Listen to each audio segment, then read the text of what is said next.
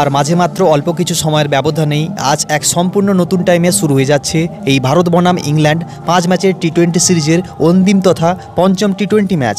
একদিকে যেখানে ভারতীয় টিম সিরিজের চতুর্থ টি20 ম্যাচটিকে দুর্দান্তভাবে জিতে নিয়ে সিরিজটাকে অলরেডি 3-1 ব্যবধানে জিতে নেওয়ার পর আজ তারা কিছুটা এক্সপেরিমেন্ট করতে এবং দলে কিছুটা ইনজুরি থাকায় বড় পরিবর্তনের সঙ্গে নতুন প্লেইং 11 নিয়ে মাঠে নামছে।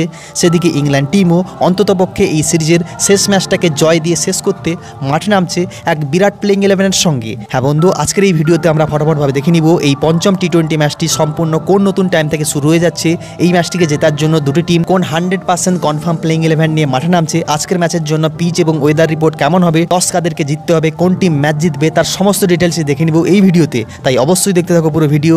ভারতীয় টিমকে এই পঞ্চম টি20 ম্যাচ বিজেতা রূপে দেখতে চাইলে ভিডিওটিকে করে দাও মন থেকে একটা লাইক, এবং এইভাবে আরও ভারতীয় টিম IPL 2025 KKR এর ভিডিওর জন্য এক্ষুনি করো চ্যানেলটিকে সাবস্ক্রাইব। তো বস, যেরকমটা জানো এই সিরিজের অন্তিম তথা পঞ্চম টি20 ম্যাচটি শুরু হয়ে যাচ্ছে আজ, অর্থাৎ 2রা ফেব্রুয়ারি ভারতীয় সময় অনুযায়ী ঠিক সন্ধ্যা 7টায় মুম্বাইয়ের সেই ঐতিহাসিক ওয়াংখেড়ে ক্রিকেট স্টেডিয়ামে। হ্যাঁ বন্ধু, আজকের ম্যাচের জন্য কিন্তু ওয়েদার একেবারে পরিষ্কার থাকবে, তবে চিন্তার বিষয় এই যে সেকেন্ড ইনিংসে কিন্তু ভয়াবহ ডিউ আসতে যাচ্ছে। তাই আজকে ম্যাচে কিন্তু ভারতীয় টিমকে অবশ্যই টসে জিতে প্রথমে বোলিং নিতে হবে, কেননা সেকেন্ড ইনিংসে যেমন ডিউ আসবে ঠিক তেমনই কিন্তু মুম্বাইয়ের এই ওয়াংখেড়ে স্টেডিয়ামে বরাবরই শুরুর দিকে কিন্তু দুর্দান্তভাবে পেসাররা মদত পায়, সুইং পায়, কেননা হাওয়া আসতে থাকে খুব। আর যত সময় গড়া এখানে স্পিনাররা কার্যকরী হয়ে ওঠে আর ব্যাটসম্যানরা কিন্তু মোটামুটিভাবে এখানে একটা রান পায়।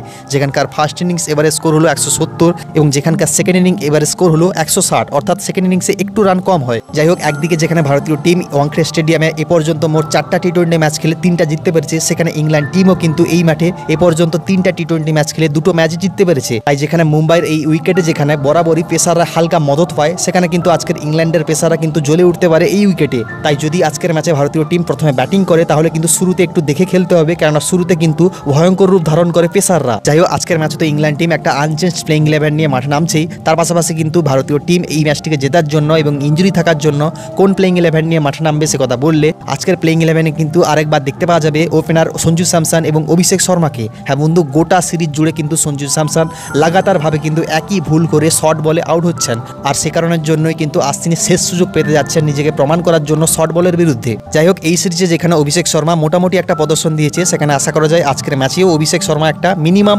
25 রান করতে পারেন। যেখানে এই ম্যাচে মিডল অর্ডারে খেলবে নাম্বার 3-তে তিলক বর্মা, নাম্বার 4-এ সূর্যকুমার যাদব এবং নাম্বার 5-এ হার্দিক পান্ডিয়া। হ্যাঁ বন্ধু, IPL-এ যেখানে একই টিমের হয়ে খেলতে গিয়ে যেখানে এই 3জন ব্যাটসম্যান মুম্বাই ইন্ডিয়ান্সের এই হোম গ্রাউন্ড ওয়াংখেড়ে স্টেডিয়ামে প্রত্যেকটা ম্যাচ খেলে দুর্দান্তভাবে প্রদর্শন দিয়েছে, সেখানে আশা করা যায় অ্যাটলিস্ট তিলক বর্মা, হার্দিক পান্ডিয়ার পাশাপাশি আজ এই অন্তিম সিরিজে ক্যাপ্টেন সূর্যকুমার যাদব একটু ভালো প্রদর্শন দেবে। তবে ভারতের এই প্লেইং 11-এ লোয়ার অর্ডারে খেলবে নাম্বার 6-এ রিঙ্কু সিং, নাম্বার 7-এ রমনদীপ সিং এবং নাম্বার 8-এ অক্ষর প্যাটেল। হ্যাঁ বন্ধু, দুঃখের বিষয় এই যে চতুর্থ টি20 ম্যাচে ব্যাট হাতে কামাল করা শিবম দুবে কিন্তু ইনজুরির জন্য এই ম্যাচ মিস করতে যাচ্ছে, আর সেই জন্য কিন্তু অন্তিম ম্যাচে খেলতে যাচ্ছেন রমনদীপ সিং এর মতো অলরাউন্ডার তার জায়গায়। যেখানে বোলিং ডিপার্টমেন্টে দেখতে পাওয়া যাবে নাম্বার 9-এ বরুণ চক্রবর্তী, নাম্বার 10-এ হর্ষিত রানা এবং নাম্বার 11-এ স্পিনার রবি বিষ্ণই। হ্যাঁ বন্ধু, মুম্বাইয়ের এই উইকেটে যেখানে বরাবরই রিস্ট স্পিনাররা কার্যকরী হয়, সেখানে কিন্তু ভারতীয় টিম আজ চাইলে অক্ষর প্যাটেলকে বাদ দিতে পারে এবং তার জায়গায় আর একটা এক্সট্রা পেসার মোহাম্মদ শামি কিংবা অর্শদীপ সিংকে খেলাতে পারে। তবে আজকের ম্যাচে কিন্তু হর্ষিত রানার মতো পেসার একজন কনসেসাস ফিল্ডার হিসেবে নয় কিংবা